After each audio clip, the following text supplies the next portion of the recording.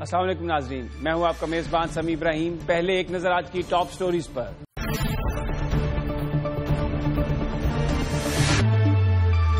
روشنیوں کے شہر کراچی میں خون کی ہولی آخر کب تک؟ میاں نواز شریف کی حکومتوں کے فوج سے تعلقات کیوں خراب ہو جاتے ہیں؟ اصل محرکات پر ایک نظر۔ گرمی اور لوڈ شیڈنگ میں بتدریج اضافہ، عوام سراپا احتجاج، حکومت کیا کر رہی ہے؟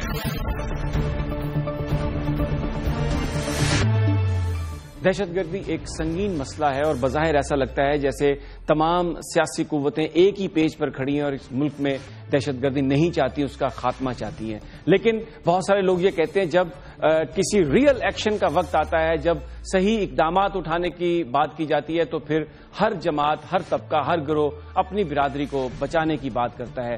سب سے بڑا ایک جو مسئلہ ہے اس وقت پاکستان میں مدارس ہیں۔ سارے مدارس یقیناً دہشت گردی میں ملوث نہیں ہوں گے۔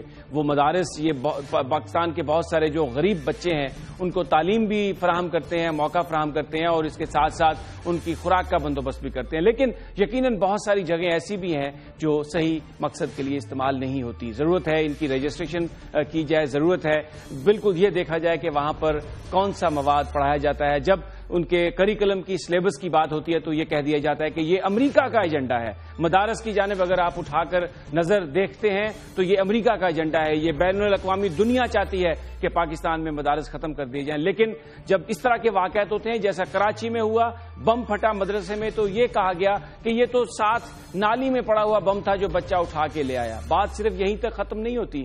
جو پولیس جب وہاں پر پہنچی تو جو مدرسے کے انچارج تھے انہوں نے پولیس حکام کو مدرسے میں داخل بھی ہونے نہیں دیا۔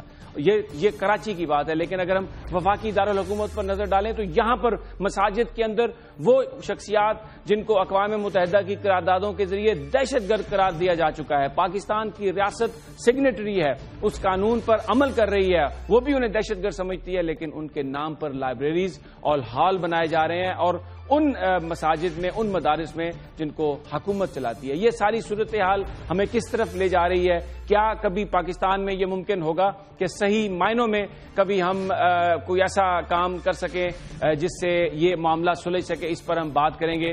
ہمارے ساتھ موجود ہیں پاکستان پیپلز پارٹی کے رہنما جناب فواد چودھری صاحب، MQM کے جناب قمر منصور صاحب، جماعت اسلامی کے نعیم الرحمان اور حافظ حمداللہ جن کا تعلق جمعیت علماء اسلام سے ہے۔ سب سے پہلے میں فواد چودھری صاحب کی طرف چلتا ہوں۔ فواد صاحب، یہ ایک ایسی صورتحال ہے جب بھی بات کی جاتی ہے کہ کچھ ریفارمز کی جائیں، مدارس کے اندر بھی دیکھا جائے کہ کون لوگ آتے ہیں، کس طرح سے جاتے ہیں، پڑھایا کیا جاتا ہے، تو یہ کہہ دیا جاتا ہے کہ یہ بین الاقوامی ایجنڈا ہے۔ اور پھر جیسے میں نے ابھی ذکر کیا، اس پر ضرور کمنٹ فرمائیے کہ اگر مدرسے سے بم نکلتا ہے تو کہا جاتا ہے کہ بچہ ساتھ والی گلی سے اٹھا کے لے آیا تھا۔ دیکھیں سمیع، پہلی بات تو یہ ہے کہ بالکل آپ نے اپنے انٹرو میں سے ہی بات کی ہے۔ ابھی اس مدرسے میں جو کراچی میں ہوا ہے، یقیناً وہ بم وہاں پر دہشت گردی کے لیے کراچی میں استعمال ہونا تھا اور وہ مدرسے میں پھٹ گیا، اور اس کے بعد پولیس کی آپ ہمت کا اندازہ لگا لیں اور ہماری ریاستی عملداری کا اندازہ لگا لیں کہ پولیس کی جرت نہیں کہ اس مدرسے میں داخل ہو۔ اس سے پہلے لال مسجد میں آپریشن ہوا اور وہ جو آپریشن کرنے والے ہیں وہ اب تک وہاں کیس بھگت رہے ہیں، تو آپ اندازہ لگا لیں ریاست کی سیریسنس کیا ہے۔ 362 سوئسائڈ اٹیک ہمارے پاکستان میں تقریباً ہو چکے ہیں 2004 سے اب تک۔ ان میں سے 340 اور 335 یا 340 کے قریب آئیڈینٹیفائڈ ہیں، اور تمام کے تمام جو بڑے اٹیکس ہوئے ہیں وہ مدرسوں کے طالب علموں نے کیے ہیں۔ مثلا ابھی آپ حال ہی میں چودھری اسلم دیکھ لیں، وہ مولوی صاحب تھے نعیم، وہ وہاں پہ مدرسہ چلاتے تھے۔ تمام جو اٹیکس ہوئے ہیں یا وہ وزیرستان فاٹا ایریا کے مدرسوں کے بچوں نے کیے ہیں، یا پھر ادھر اسی طرح بے نظیر بھٹو شہید کے اوپر جو اسیسینیشن پلان ہوا تھا وہ کوڑا خٹک میں بنا تھا۔ لیکن ریاست کی عملداری اس قدر محدود ہو گئی ہے کہ مدرسے جو ایپی سینٹر ہیں اس وقت ٹیررزم کا، ان کے اوپر کوئی آدمی آنکھ اٹھا کے نہیں دیکھ سکتا، کیونکہ وہاں پر ہیومن بامبز تیار ہو رہے ہیں۔ اور جو آپ نے کہا انٹرنیشنل ایجنڈا ہے، بالکل انٹرنیشنل ایجنڈا ہے مدرسوں کو ریفارم کرنا، کیونکہ پوری دنیا ہیومن بامبز سے ڈرتی ہے۔ کوئی بھی جو تھوڑی بہت عقل رکھنے والا بھی آدمی ہوگا وہ کس طرح ایک ایسے انسٹیٹیوشن کو اس طرح ریفارمز کے بغیر چھوڑنا چاہے گا جہاں ہیومن بامبز تیار ہو رہے ہوں؟ اور اس میں کوئی شبہ ہی نہیں ہے کہ پاکستان کے مدرسے اس وقت ایپی سینٹر ہیں ہیومن بامبز بنانے کے۔ درست. اب نعیم صاحب آپ نے یہ گفتگو سنی, آپ کا تعلق بھی کراچی سے ہے, یہ بیان فرمائیے گا کہ یہ جو سارا معاملہ ہے کس طرح سے اس کا حل کیا جائے, کیونکہ سوال وہی آپ سے کرتا ہوں کہ مدرسے میں ریفارم کی بات کی جاتی ہے تو پورے پاکستان میں ایسا لگتا ہے کہ ایک طوفان آ گیا اور یہ کہہ دیا جاتا ہے کہ جناب یہ تو بین الاقوامی ایجنڈا ہے, بس یہ تو اسلام کے خلاف ایک سازش ہو گئی ہے. لیکن وہ لوگ جن کے ہاتھوں میں بم پھٹتے ہیں, جہاں پہ سازشیں تیار ہوتی ہیں, ان کے خلاف کوئی ایکشن ریاست لے ہی نہیں سکتی.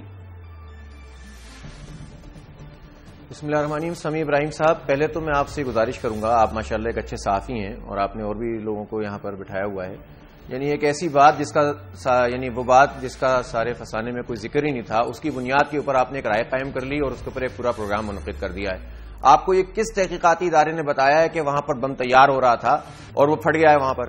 بہت واضح بات ہے, دو ٹوک بات ہے کہ بالکل اسی طرح سے ہے جس طرح بیان کیا جا رہا ہے. کھلونا بم تھا, اس کو بچہ لے کر آیا ہے. بچے میں نے اس مدرسے کا وزٹ کیا ہے, آپ تو وہاں نہیں گئے ہیں, اور آپ کے جتنے بھی مہمان صاحب بات کر رہے تھے ان کو تو نہیں معلوم ہے. ان کو تو ایسا لگتا ہے کہ کوئی ایجنڈا پکڑا دیا جاتا ہے, اس کی بنیاد پہ تقریر شروع کر دیتے ہیں.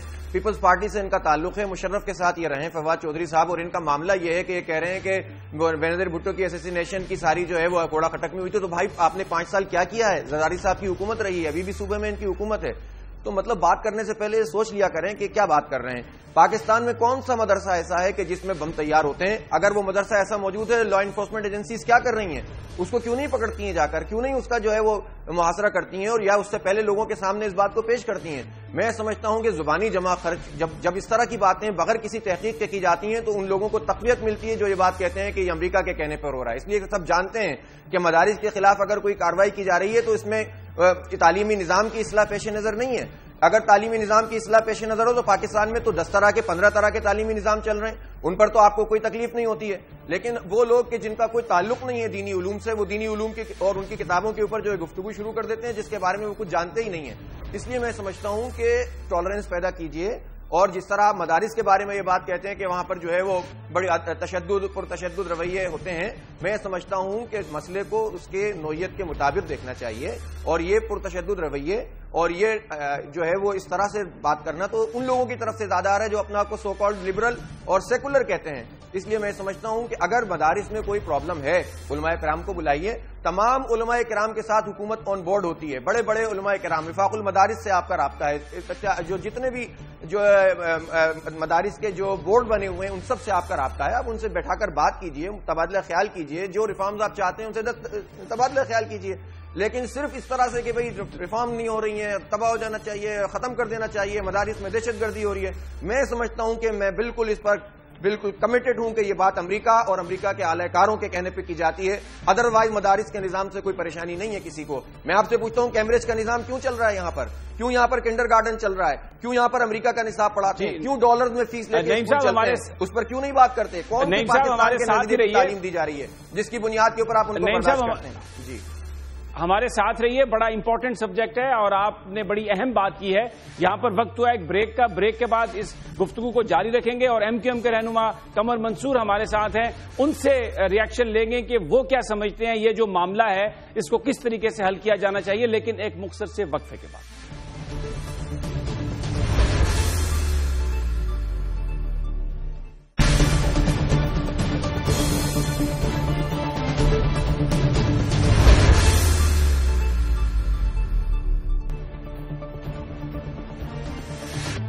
Welcome back. ہم بات کر رہے ہیں پاکستان میں مدارس کی. بریک پر جانے سے پہلے نعیم الرحمان صاحب کا یہ کہنا تھا کہ جو مدارس کے حوالے سے ریفارمز کی بات کی جاتی ہے یہ در حقیقت ایک امریکہ کا ایجنڈا ہے, اور جو کراچی میں بم کی بات ہے وہ ایک کھلونا بم تھا اور وہ بچہ اٹھا کے لے گیا تھا, اور جو لوگ اس کے حوالے سے گفتگو کر رہے ہیں ان کو حقائق کا علم نہیں. قمر منصور صاحب کی طرف چلتے ہیں, ایم کیو ایم کے رہنما ہیں. قمر صاحب یہ بیان فرمائیے, آپ نے نعیم الرحمان صاحب کی بھی بات سنی. جماعت اسلامی تو یہ کہہ رہی ہے کہ بالکل جو مدارس ہیں وہاں پر کسی قسم کی کوئی پرابلم نہیں, اور یہ جو بات کی جا رہی ہے یہ وہ لوگ کر رہے ہیں جنہیں علم نہیں ہے, اور در حقیقت یہ ایک بین الاقوامی ایک سازش ہے, اس کے ایجنڈے کا حصہ ہے. ریفارمز کرنے کے نام پر وہ مدرسوں پر اپنا کنٹرول جمانا چاہتے ہیں. یہ جو کراچی کا واقعہ اس کے تناظر میں کیا فرمائیں گے آپ؟ سمیع بھائی, سب سے پہلے تو میں السلام علیکم تمام پارٹیسپینٹس کو اور دنیا ٹی وی کے دیکھنے والوں کو. بات صرف اتنی سی ہے کہ ضیاء الحق صاحب کے دور میں جو جہاد کا نعرہ لگایا گیا اس کے نتیجے میں ملک کے طول و عرض میں جو ہے مدارس قائم کیے گئے اور یہ سرکاری سرپرستی میں قائم کیے گئے، اور اس کے نتیجے میں ہم نے جو ہے جہاد کا نام لے کر جو ہے اپنے ملک کے بچوں کو جو ہے اس تربیت کے نام پر اور افغانستان کے اس جہاد میں جھونک دیا۔ آج صورتحال یہ ہے کہ چاہے وہ کراچی ہو یا پاکستان کا طول و عرض ہو، ہر جگہ پر جو ہے مدارس قائم ہیں اور ان مدارس کے اندر کیا ہو رہا ہے کوئی نہیں جانتا۔ بات یہ ہے کہ کسی پر نکتہ چینی کرنا بہت آسان کام ہے، لیکن میں یہاں پر یہ کہنا چاہوں گا کہ یہ اتنا ہی انتہائی حساس موضوع ہے، اور اس حساس موضوع پر اس لیے ضرورت ہے کہ کراچی میں پچھلے کچھ دنوں سے جو اچانک جو بم کے دھماکوں کی ویو آئی ہے وہ تمام کے تمام طالبان سے اور ان لوگوں سے ملتے ہیں جو کراچی سے باہر سے آئے ہوئے ہیں، اور وہ کراچی کے لوگوں کو کشت و خون کا بازار گرم کر کے خاک و خون میں نہلا رہے ہیں، اور لوگ اس پہ سیاست کر رہے ہیں، سرخیاں جما رہے ہیں، تبصرے کر رہے ہیں۔ یہ جو فرنٹیئر کا جو مدرسے میں حادثہ ہوا ہے، یہ کھلونا بم کی داستان یہ ہے کہ کھلونا بم افغانستان میں استعمال کیے گئے۔ اب آپ یہ بتائیے کہ افغانستان سے یہ پاکستان کیوں پہنچا اور یہ واحد فرنٹیئر کالونی کے اندر کیوں تھا؟ اس کا مطلب ہے کہ ان کے کنیکشن موجود ہیں، یہ وہی لوگ ہیں جو کل تک جہاد کی بات کرتے تھے اور آج یہ اپنے ہی ملک میں جہاد کا بازار گرم کیے ہوئے ہیں۔ ایم کیو ایم کی رابطہ کمیٹی نے وہاں مدرسے کا دورہ کیا، بچوں سے اسپتال میں جا کے عیادت کی، اور ہم نے ان کو کہا کہ بھائی آپ جو ہے بتائیے کہ ہم اس سلسلے میں کیا رول پلے کر سکتے ہیں۔ تو بات یہ ہے کہ یہ صرف متحدہ قومی موومنٹ کا مسئلہ نہیں ہے، تمام سیاسی جماعتوں کو چاہیے کہ اس پر سر جوڑ کے بیٹھے، کیونکہ آپ کے گھر میں آگ لگی ہوئی ہے۔ سیاست کرنا، بات کرنا بہت آسان کام ہے۔ لال مسجد سے جو قصہ شروع ہوا تھا وہ آج ہمارے گھر کے اندر داخل ہو گیا ہے۔ جس بات کی سزا صدر جنرل پرویز مشرف کو دی جا رہی ہے یہ وہی لال مسجد ہے، اور آج ہر گھر ہر گلی کے اندر لال مسجد موجود ہے۔ کراچی کے چپے چپے پہ مدرسے موجود ہیں جس میں کراچی کے طالب علم نہیں پڑھتے، اس میں پاکستان بھر سے آئے ہوئے لوگ پڑھتے ہیں، ان کو دوسرے ممالک سے امداد مل رہی ہے، انہیں مختلف سیاسی جماعتوں کی سرپرستی حاصل ہے، اور چاہے وہ پولیس افسران پر حملہ ہو، چاہے وہ رینجرز پر حملہ ہو۔ ابھی بڑی اچھی بات کی فواد چودھری صاحب نے کہ ہمارے جو ہے پولیس کے لوگ وہاں داخل نہیں ہو سکتے۔ کراچی کی صورتحال یہ ہے کہ کراچی کے بے شمار علاقے ایسے ہیں جہاں طالبان کا کنٹرول ہے، وہاں پولیس اور رینجر داخل نہیں ہو سکتی۔ تو بات صرف اس بات کی ہے کہ اگر ہم آج ہمارے گھر میں آگ لگ گئی ہے اور ہم سیاست میں پڑے ہوئے ہیں، کراچی 76% ریونیو جنریٹ کر کے دیتا ہے، اور کراچی کے لوگوں کا حال یہ ہے کہ ان بیچاروں پر روزانہ بموں کی بارش ہو رہی ہے، اور کچھ لوگ جو ہے مدرسوں کو ڈیفینڈ کر رہے ہیں، جہاد کو ڈیفینڈ کر رہے ہیں، ان بموں کی بارش کو ڈیفینڈ کر رہے ہیں۔ آپ کا بالکل موقف سامنے آیا، وقت کم ہے۔ میں جناب حمداللہ صاحب کی طرف چلتا ہوں، جے یو آئی سے تعلق ہے اور سیاسی مذہبی جماعت ہے جے یو آئی۔ یہ بیان فرمائیے حمداللہ صاحب، اب سارا معاملہ جو مدرسوں کا ہے وہ یہ کہنا کہ سارے مدارس غلط ہیں یہ بھی کوئی مناسب بات نہیں، لیکن یہ کہنا کہ جی وہاں پر کچھ نہیں ہو رہا، ایوری تھنگ از فائن، یہ بھی کچھ ایگزیجریشن لگتی ہے۔ بیان فرمائیے آپ اس مسئلے کو کیا سمجھتے ہیں، کس طرح اس کا حل ہونا چاہیے؟ کیا جو بچے ہیں وہاں پر جو پڑھایا جا رہا ہے کچھ کوئی نظم و ضبط ان کے بارے میں کچھ انفارمیشن حکومت کو ہونی چاہیے؟ اگر ہونی چاہیے تو کس طرح سے ہونی چاہیے؟ بسم اللہ الرحمن الرحیم۔ سمیع صاحب، بات یہ ہے ہم جب بات شروع کرتے ہیں تو منفی زاویے سے شروع کرتے ہیں۔ ہمیں سمجھ نہیں آ رہا ہے کہ مدارس سے چڑ کیوں ہے، پریشانی کیا؟ مدارس سے امریکہ کو بھی چھڑے، انگریز اور مغرب کو بھی چھڑے مدارس سے، اور انگریز اور امریکہ کا الاکار جو 9/11 کے بعد جو پالیسی بنائی گئی، پاکستان کی تمام سیاسی جماعتیں اس ملک پر اس امریکی پالیسی کو مسلط کرنا چاہتے ہیں۔ کیا یہ جرم نہیں ہے؟ کیا اسامہ بن لادن مدرسے سے نکلا؟ کیا ڈاکٹر افریدی شکیل افریدی مدرسے سے نکلا برآمد ہوا؟ کیا ریمنڈ ڈیوس مدرسے سے برآمد ہوا؟ 12 مئی کا واقعہ مدارس والوں نے کی؟ مفتی شامزئی اور مفتی جمیل احمد، اسلم شیخ پوری، مولانا شیخ حسن جان، کس نے مارا اس کو؟ دیکھیے بات یہ ہے، آپ کے ملک میں سلامتی پالیسی آئی، تحفظ آرڈیننس پاکستان آیا، بل آیا، اب اس کو تو کہیں آپ نے امپلیمنٹ کرنا ہے یا نہیں کرنا ہے؟ آپ نے امریکہ کے کہنے پر دہشت گردی کے خلاف جنگ شروع کیا، اور دہشت گردی آپ نے یہ ثابت کرنا ہے کہ وہ اسلام اور مسلمان میں، اور اسلام مسلمان آپ کو صرف مدارس میں نظر آ رہے، تو سازش کے تحت آپ نے مدارس میں اس قسم کے واقعات کرنی ہے، جب کرنی ہے تاکہ آپ کو بات کرنے کا موقع بھی ملے، جیسا بھی کہا جاتا ہے، اس کے خلاف ایکشن کرنے کا موقع بھی ملے۔ میرے بھائی بات یہ نہیں ہے مدارس میں اگر آپ کو کوئی ایسا مدرسہ معلوم ہے سرکار میں انٹیلیجنس ادارے 26 انٹیلیجنس ادارے یا 30 انٹیلیجنس ادارے وہ فہرست ہمارے سامنے رکھ کے وہ یہ بتا دے کہ یہ مدارس جو ہے یہ وہ عنوان شدت پسندی اور اتحاد پسندی میں تنظیم المدارس ہے، اتحاد المدارس ہے، وفاق المدارس ہے، سارے آن بورڈ جا کے بیٹھے ان کے ساتھ. لیکن کراچی میں جو گزشتہ 5 سال میں 9,000 لوگ مارے گئے یہ سارے مولوی کی گولی سے مارے گئے. کس نے نشانہ بنایا اس کو؟ کیا وجہ ہے؟ سب سے بڑا سوال یہ ہے کہ جب M Q M peoples party کی اتحاد ہوتی ہے پھر گولی کی رخ کہیں اور طرف جاتی ہے، لیکن جب وہ آپس میں لڑ پڑتے ہیں پھر مرتا ہے. جی افضل صاحب آپ کا پوائنٹ آ گیا میرے پاس، درست فرما رہے ہیں. میرے پاس وقت کم ہے. میں فواد صاحب صرف 1 سینٹینس میں بتائیے یہ ساری صورتحال سننے کے بعد دیکھنے کے بعد آپ کو لگتا ہے کہ ریاست اس حوالے سے کچھ کرنے کی پوزیشن میں ہے؟ دیکھیں سمی پہلی تو 1 سینٹینس میں تو نہیں، لیکن جو مولانا نعیم الرحمان صاحب فرما رہے ہیں کہ یہ امریکہ کا ایجنڈے میں، تو میں ان کو یاد کراؤں کہ جب 77 سے پہلے جب امریکہ سے آپ کا الائنس نہیں ہوا تھا اس وقت پاکستان میں چند 100 مدارس تھے. جب امریکہ سے مولوی نعیم الرحمان صاحب کی جماعت نے الائنس کیا اور افغانستان میں امریکہ کے کرائے کے فوجیوں کے طور پہ انہوں نے خدمات انجام دیں اور $17 ارب کی امداد پاکستان کو ملی جی سی سی اور امریکہ سے، تو یہ مدرسوں کی تعداد بڑھ کر آج 25,000 رجسٹرڈ مدارس ہیں. تو جو ایجنڈا فالو کیا امریکہ کا وہ تو جماعت اسلامی اور ان کے حمایتیوں نے کیا تھا، وہ لبرل اور پروگریسو لوگوں نے تو نہیں کیا تھا.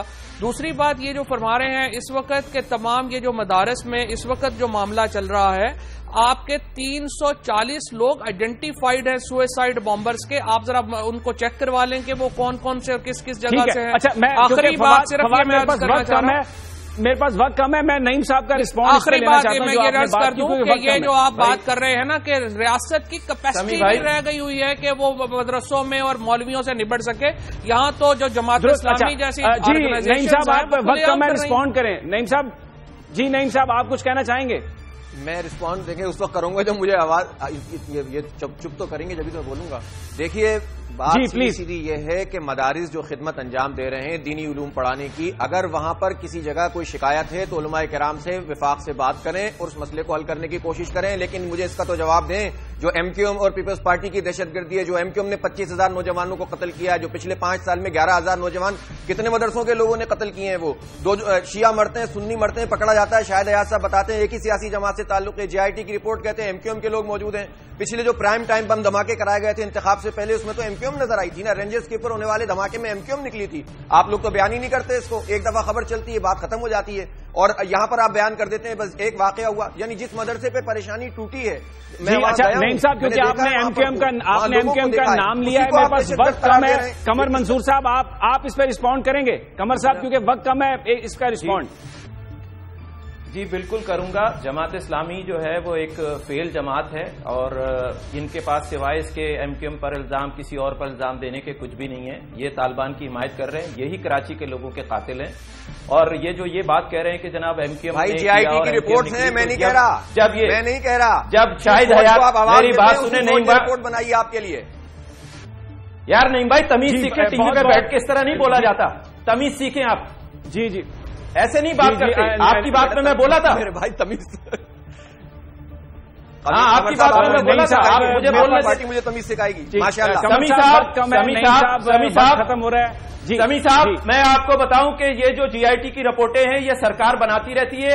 ایک حکیم سعید کی جی آئی ٹی کی رپورٹ بنائی تھی، سپریم کورٹ نے اس کا فیصلہ کیا ہے. شامل ہے جب شاہد حیات جو ہے وہ ریٹائر ہو جائے نا تو آپ ان کو جماعت اسلامی میں لے لیجیے گا کیونکہ آپ کے اور ان کے دونوں کے نظریات سیم جائیں گے.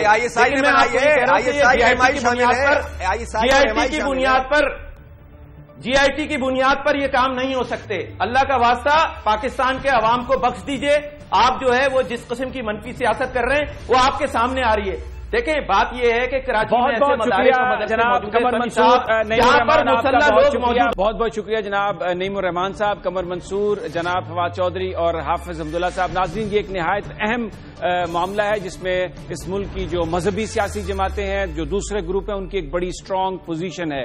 مذہبی سیاسی جماعتیں یہ سمجھتی ہیں کہ اگر مدرسوں کو ریفارم کرنے کی کوشش کی گئی تو یہ کوئی بین الاقوامی ایجنڈا ہے اور یہ امریکہ کی عملداری قائم کرنے کے مترادف ہوگا۔ لیکن بہت سارے لوگ سمجھتے ہیں کہ جو مدارس ہیں اس وقت، سارے مدارس نہیں لیکن کچھ مدارس ضرور ایسے ہیں جن کو دہشت گردوں نے استعمال کیا، اور اس بات کی بڑی شدت سے ضرورت محسوس کی جا رہی ہے کہ وہاں پر کیا پڑھایا جا رہا ہے مدارس کے اندر، کون سے اسٹوڈنٹس ہیں، کون ٹیچر ہیں، اس کا ضرور کہیں نہ کہیں حساب کتاب ہونا چاہیے اور حکومت کو اس پر گہری نظر رکھنی چاہیے۔ ناظرین، یہاں پر ہم لیتے ہیں ایک بریک، اور بریک کے بعد ہم بات کریں گے جناب ایاز امیر اور ضیاء الدین صاحب سے، اور ان سے یہ جاننے کی کوشش کریں گے کہ کیا معاملہ ہے۔ میاں نواز شریف صاحب تیسری دفعہ وزیر اعظم بنے، ابھی حکومت کو 1 سال بھی پورا نہیں ہوا، لیکن جو ان کے معاملات ہیں عسکری قیادت کے ساتھ وہ پھر بگڑتے ہوئے نظر آ رہے ہیں۔ کیا وجہ ہے، ایسا کیوں ہوتا ہے؟ لیکن یہ سب ایک مختصر سی بریک کے بعد۔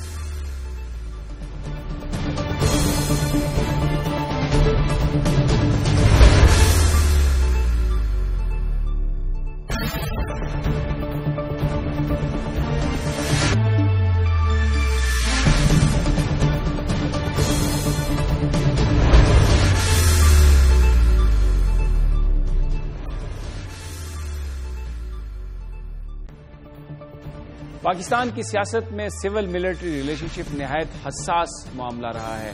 ہم نے ماضی میں دیکھا ہے کہ جب بھی جمہوریت آئی، سیاستدانوں کے جو عسکری قیادت ہے اس کے ساتھ تعلقات خراب ہوئے اور پھر اس کے نتیجے میں اس نظام کو رخصت ہونا پڑا۔ یہ پچھلی دفعہ پہلا موقع تھا کہ پاکستان پیپلز پارٹی کی حکومت نے اپنے 5 سال پورے کیے، اور بتایا جاتا ہے کہ اس کی ایک بنیادی وجہ یہ تھی کہ صدر آصف علی زرداری نے، جو پاکستان پیپلز پارٹی کے کو چیئرپرسن بھی تھے، انہوں نے معاملات کو فوج کے ساتھ بگڑنے نہیں دیا۔ اب جب میاں نواز شریف صاحب تیسری دفعہ وزیر اعظم بنے تو بہت سارے لوگوں کی یہ توقعات تھیں، توقعات ابھی بھی ہیں کہ میاں صاحب اپنا ٹینیور پورا کریں گے اور اس دفعہ ان کے ملٹری کے ساتھ ریلیشن شپ اچھے رہیں گے۔ لیکن ابھی جو صورتحال ہے، 1 سال ان کے اقتدار کو پورا ہوا، لیکن اس وقت جو معاملات ہیں بہت سارے لوگ یہ سمجھتے ہیں کہ بہتر نہیں ہیں، اور اگر ان کو ایڈریس نہیں کیا گیا تو آگے چل کر مزید کمپلیکیشنز ہو جائیں گی۔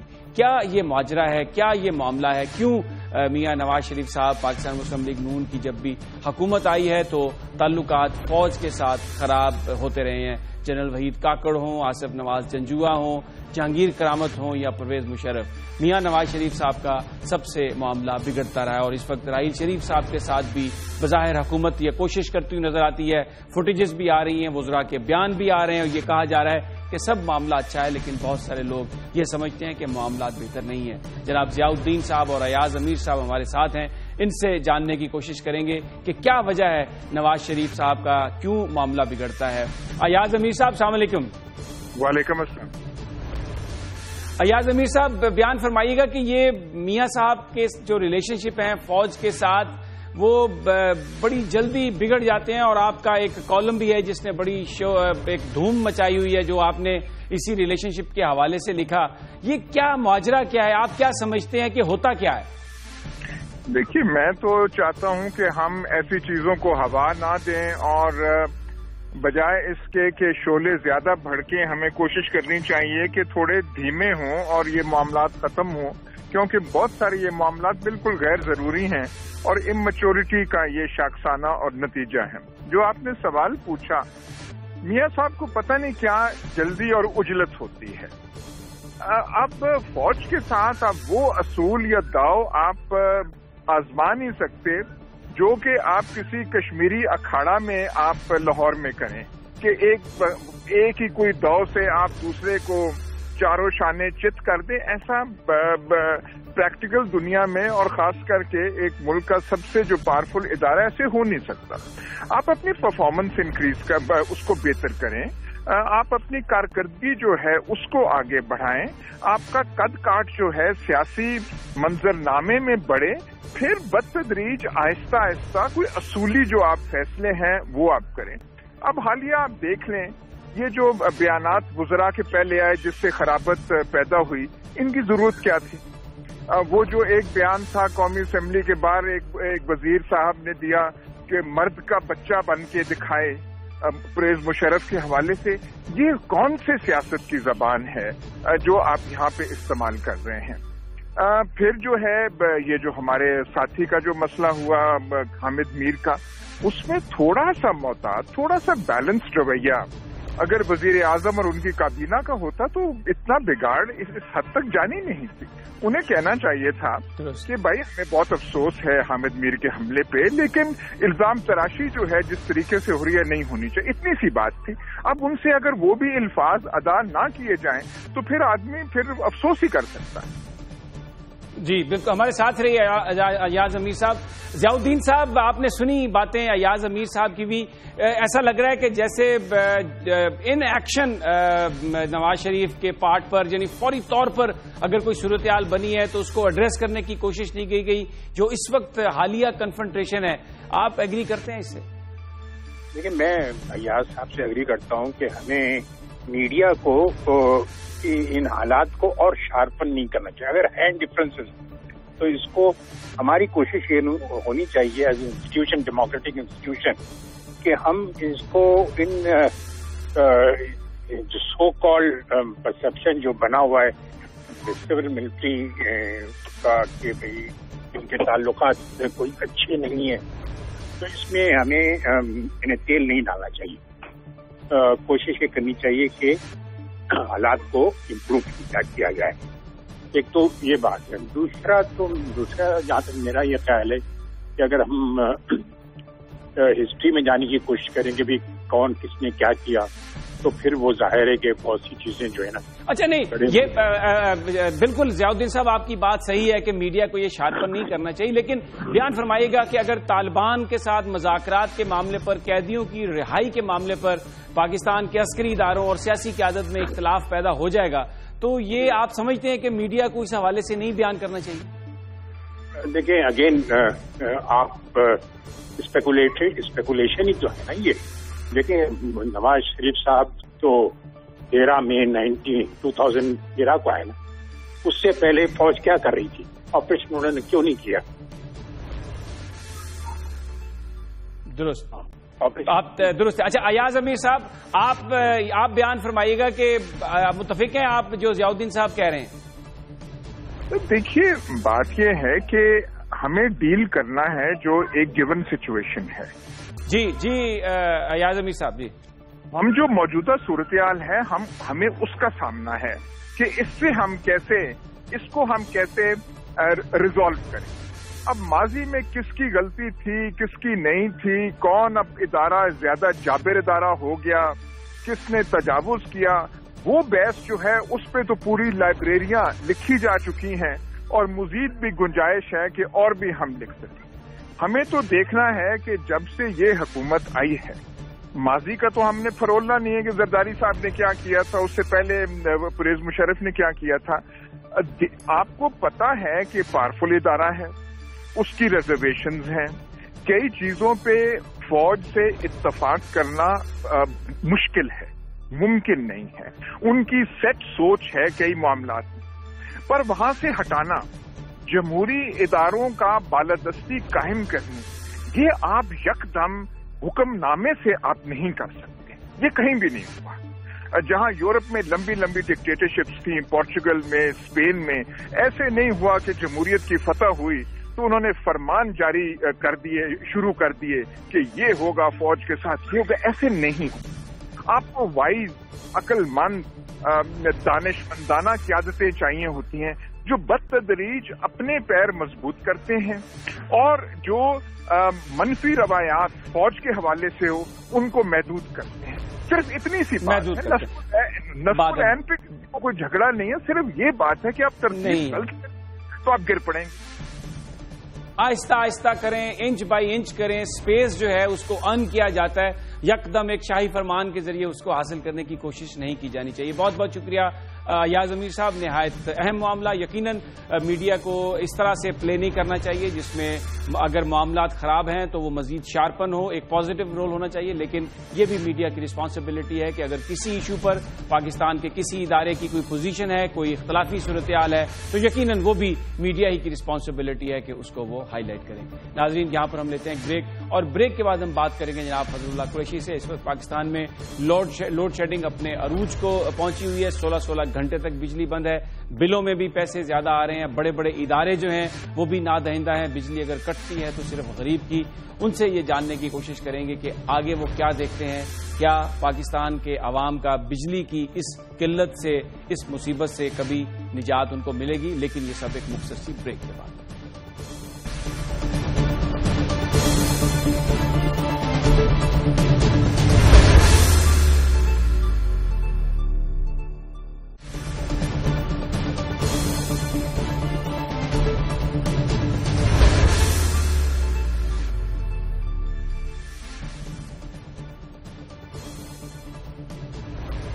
बिजली में किल्लत का मामला फिर शदीद हो गया है, और इस वक्त सूरत हाल ये है कि बाज़ इलाकों में 16-16 घंटे की लोड शेडिंग हो रही है।